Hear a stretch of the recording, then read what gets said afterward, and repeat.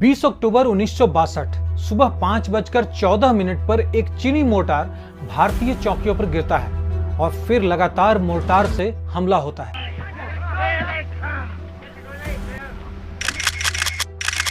दोस्तों 20 अक्टूबर 1962 वो समय था जब चीन भारत पर न सिर्फ हमला कर देता है बल्कि चीन 4 दिनों के अंदर अरुणाचल प्रदेश और तवांग पर कब्जा भी कर लेता है।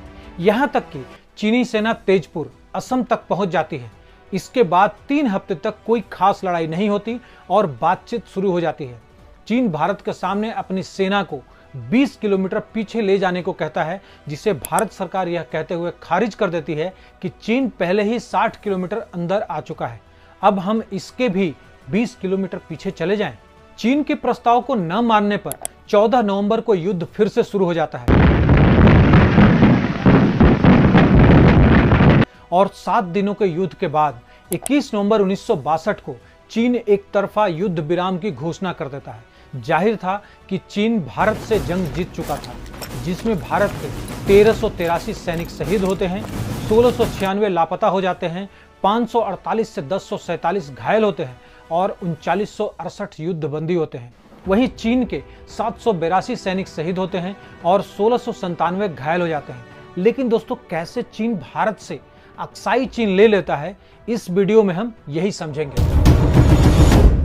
20 अक्टूबर 1962 को फुल फ्लेज में इंडिया चाइना वार शुरू होता है, लेकिन उसके पहले 6 अक्टूबर 1962 को चीन में हायर लेवल की मीटिंग होती है। उस मीटिंग में रक्षा मंत्री लिन बियाओ बताते हैं कि पीएलए इंटेलिजेंस ने कंफर्म किया है कि एक भारतीय यूनिट 10 अक्टूबर को थागला रिज पर चीनी ठिकानों पर हमला कर सकती है, जबकि ऐसा भारत की तरफ से बिल्कुल नहीं था। लेकिन चीन को ऐसा इसलिए लग रहा था क्योंकि 1959 में तिब्बत से आए दलाई लामा को भारत ने जगह दी थी, शरण दी थी। इस वजह से भारत और चीन के बीच रिश्ते अच्छे नहीं थे और चीन भारत पर फेथ नहीं कर पा रहा था। इसीलिए चीन के लीडरशिप और सेंट्रल मिलिट्री काउंसिल ने इंडियन आर्मी अग्रेशन को दबाने के लिए लार्ज स्केल पर हमला करने के लिए युद्ध का फैसला करती है। आने वाले युद्ध की योजना बनाने के लिए बीजिंग में चीनी सेना की एक बहुत बड़ी मीटिंग बुलाई जाती है। माओ और चीनी लीडरशिप ने युद्ध के ऑब्जेक्टिव्स को बताते हुए एक इंस्ट्रक्शन इशू करता है कि कैसे ईस्टर्न एरिया में एक मेन अटैक शुरू किया जाएगा, जिसे वेस्टर्न रीजन में एक छोटे अटैक के साथ कोऑर्डिनेट किया जाएगा। 14 अक्टूबर को पीपुल्स डेली के एक एडिटोरियल में भारत को चीन की लास्ट वार्निंग देते हुए लिखता है,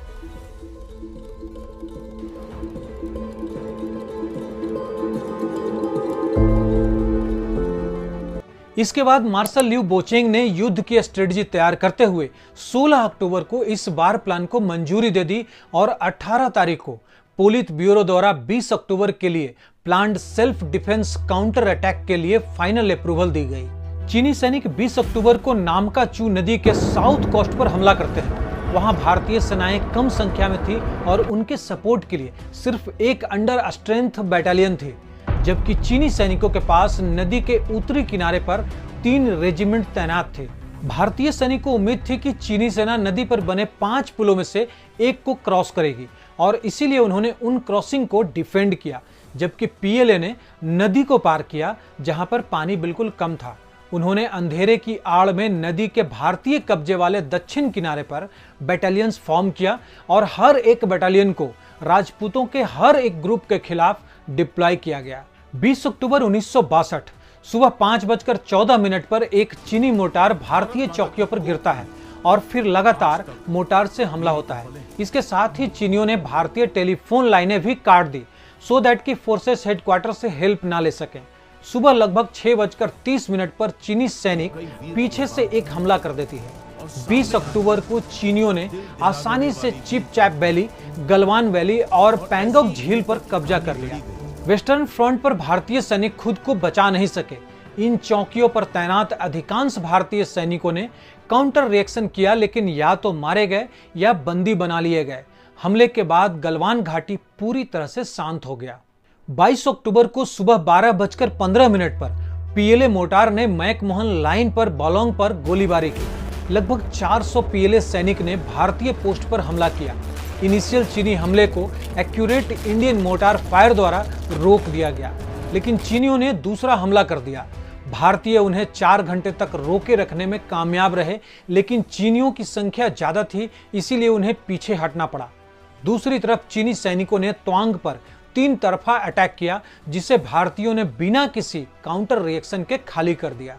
24 अक्टूबर को भारतीय सेना ने रेजांगला रिज पर कब्जा करने के लिए कड़ा संघर्ष किया ताकि पास की हवाई पट्टी को बचाया जा सके, लेकिन चीनी हमला इतने खतरनाक तरीके से किया गया था कि भारतीय पश्चिमी कमान ने कई अलग अलग चौकियों को साउथ ईस्ट में वापस ले लिया। डोलेंट बेग उल्डी को भी खाली करा लिया गया। 24 अक्टूबर तक चीनी सेना लाइन ऑफ कंट्रोल से 16 किलोमीटर साउथ में आगे बढ़ चुकी थी। 4 दिनों की लड़ाई के बाद 3 सप्ताह के लिए वार बंद हो जाती है। झोउ ने नेहरू के साथ बातचीत करने का प्रयास करते हुए सैनिकों को आगे बढ़ने से रोकने का आदेश दिया। इंडियन आर्मी सेला और बोमडीला के आसपास वाली जगहों पर पीछे हट गई थी, जिस पर हमला करना मुश्किल होता। झोउ नेहरू को एक प्रपोजल देते हैं, जिसमें कहा जाता है कि दोनों पक्ष LAC से 20 किलोमीटर पीछे हट जाएं, जिसे भारत सरकार यह कहते हुए खारिज कर देती है कि चीन पहले ही 60 किलोमीटर अंदर आ चुका है और अब हम इसके भी पीछे 20 किलोमीटर चले जाएं। चीन के प्रस्ताव को न मानने पर 14 नवंबर को युद्ध फिर से शुरू हो जाता है। भारतीय धरती पर खुद को बनाए रखने वाली चीनी सेना का सामना करने और पॉलिटिकल प्रेशर से बचने की कोशिश करते हुए भारतीय संसद ने नेशनल इमरजेंसी की घोषणा की और एक प्रस्ताव पारित किया, जिसमें भारत की पवित्र धरती से हमलावरों को बाहर निकालने का उनका इरादा बताया गया, जिसका यूके और USA ने भारत के रिस्पॉन्स का समर्थन किया। झोउ को नेहरू का लेटर मिलने के बाद 14 नवंबर को ईस्टर्न थिएटर में लड़ाई फिर से शुरू हो जाती है। चीनी 17 नवंबर को सेला और बोमडीला के पास भारतीय सेना पर हमला करती है। यहाँ इंडियन 4th इन्फेंट्री डिवीजन तैनात थी। जैसा कि एक्सपेक्टेड था, चीनी रोड रूट से हमला करने के बजाय पहाड़ी रास्ते से पहुंचती है और एक मेन रोड को काट देती है, जिसके वजह से लगभग 10,000 भारतीय सैनिक अलग हो जाते हैं। चीनी सैनिक कमांडिंग स्थिति पर हमला करने के बजाय थेम्बांग पर कब्जा कर लिया, जो सेला के लिए एक सप्लाई रूट था। पीएलए असम के तेजपुर के बाहरी इलाके में घुस गई, जो असम उत्तर पूर्व फ्रंटियर एजेंसी सीमा से लगभग 50 किलोमीटर दूर एक मेजर बॉर्डर सिटी है। स्थानीय गवर्नमेंट ने ब्रह्मपुत्र नदी के दक्षिण में तेजपुर में नागरिकों को निकालने का आदेश दिया। सभी जेलों को खोल दिया गया और जो गवर्नमेंट ऑफिशियल्स पीछे रह गए, उन्होंने तेजपुर के करेंसी रिजर्व्स को डिस्ट्रॉय कर दिया ताकि चीनी सैनिकों के हाथ न लगे। वेस्टर्न एरिया में 18 नवंबर को सुबह 4:35 पर चुशुल के पास भारी संख्या में चीनी सेना ने हमला किया। चीनी एक साथ रेजांगला पर हमला कर रहे थे, जिस पर 123 भारतीय सैनिकों का कब्जा था। सुबह 5:05 पर चीनी सैनिकों ने रसली हमला बोल दिया। चीनी मीडियम मशीन गन की आग ने इंडियन स्ट्रेटेजिक सिक्योरिटी को भेद दिया। 5:45 पर चीनी सैनिक गुरंग हिल पर भारतीय सैनिकों की 2 प्लाटून पर हमला करने के लिए आगे बढ़ गए। बहुत सारे भारतीयों को पता नहीं था कि क्या हो रहा है, क्योंकि कम्युनिकेशन बंद हो गया था, जिसके वजह से एक पेट्रोलिंग ग्रुप भेजा गया, जिस पर चीन ने मेजोरिटी में हमला कर दिया। इंडियन आर्टिलरी चीनी सेना को रोक नहीं सके। सुबह 9 बजे तक चीनी सेना ने सीधे गुरंग हिल पर हमला कर दिया और भारतीय कमांडर्स क्षेत्र से और जोड़ने वाले अस्पांगुर गैप से भी पीछे हट गए। सुबह 6:55 पर सूरज उग आया और 8वीं पलटन पर चीनी आक्रमण शुरू हो गया। लड़ाई अगले 1 घंटे तक जारी रही, जब तक चीनियों ने संकेत नहीं दिया कि उन्होंने 7वीं पलटन को नष्ट कर दिया है। भारतीयों ने चीनियों की मध्यम मशीन गनों पर हल्की मशीन गनों का उपयोग करने की कोशिश की, लेकिन 10 मिनट के बाद लड़ाई समाप्त हो गई। एसेसरीज की कमी ने एक बार फिर भारतीय सैनिकों को हर्ट किया था। चीनी सैनिकों ने भारतीय सैनिकों को सम्मानजनक सैन्य अंतिम संस्कार दिया। इन लड़ाइयों में कुमाऊं रेजिमेंट के मेजर शैतान सिंह की भी मृत्यु हो गई, जिन्होंने रेजांगला की पहली लड़ाई में महत्वपूर्ण भूमिका निभाई थी। भारतीय सैनिकों को ऊंचे पर्वतीय स्थानों पर वापस जाने के लिए मजबूर होना पड़ा। फाइनली इंडियन आर्मी को हैवी कैजुअल्टी का सामना करना पड़ा। शहीद भारतीय सैनिकों के शव हाथ में हथियारों के साथ बर्फ में जमे हुए पाए गए। चीनी सेना को भी भारी नुकसान उठाना पड़ा, खासकर रेजांगला में। इसने अक्साई चीन में युद्ध के अंत का संकेत दिया, क्योंकि चीन अपनी क्लेम लाइन तक पहुंच गया था। कई भारतीय सैनिकों को क्षेत्र से हटने का आदेश दिया गया, जबकि चीन के सैनिकों ने दावा किया कि भारतीय सैनिक बिटर एंड तक लड़ना चाहते थे, लेकिन उनकी वापसी के साथ युद्ध समाप्त हो गया ताकि कैजुअल्टीज की संख्या को लिमिटेड किया जा सके। चीन चूंकि अपने क्लेम लाइन तक पहुंच गया था, इसीलिए पीएलए आगे नहीं बढ़ी और 19 नवंबर को उसने एक तरफा युद्ध विराम की घोषणा कर दी। झोउ एनलाई ने 21 नवंबर की आधी रात से शुरू होने वाले एक तरफा युद्ध विराम की घोषणा की। युद्ध विराम घोषणा में कहा गया कि 21 नवंबर 1962 से शुरू होकर चीनी बॉर्डर फोर्सेस पूरी चीन भारत सीमा पर गोलीबारी बंद कर देंगे।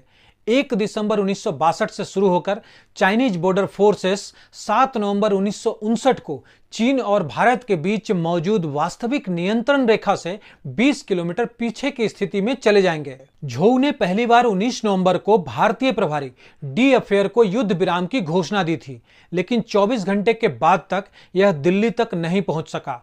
सीज फायर के बाद एयरक्राफ्ट कैरियर को वापस जाने का आदेश दिया गया और इस प्रकार युद्ध में भारत की ओर से अमेरिकी हस्तक्षेप को टाला गया।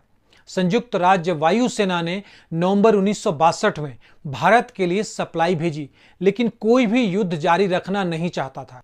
इस युद्ध में भारत के 1383 सैनिक शहीद होते हैं, 1696 लापता हो जाते हैं, 1047 घायल होते हैं और 3968 युद्धबंदी होते हैं। वहीं चीन के 722 सैनिक शहीद होते हैं और 1697 घायल हो जाते हैं। 21 नवंबर को एक तरफा युद्ध विराम की घोषणा करने से पहले इसने लद्दाख के अक्साई चीन और डेमचोक क्षेत्र में रणनीतिक बिंदुओं पर भी कब्जा कर लिया। उसने दावा किया कि वह अपनी विवादित नियंत्रण रेखा से 20 किलोमीटर पीछे चले गए हैं, लेकिन आज भी वो इलाका जिसे चीन अक्साई चीन कहता है, जो 38,000 वर्ग किलोमीटर का है, चीन के कंट्रोल में है। चीन ने 28 अगस्त को अपना ऑफिशियल मैप जारी किया था। इसमें भारत के अरुणाचल प्रदेश, अक्साई चीन, ताइवान और विवादित दक्षिण सागर को अपने क्षेत्र में दिखाया था। चीन के सरकारी न्यूज़पेपर ने एक्स ऐप पर दोपहर 3:47 पर मैप पोस्ट किया था। इस पर भारत के विदेश मंत्री ने कहा था कि चीन की यह पुरानी आदत है, उनके दावों से कुछ नहीं होता। लेकिन सवाल यह है कि यह सब कब तक चलता रहेगा। इस पे आपके क्या विचार हैं, कमेंट में जरूर लिखें।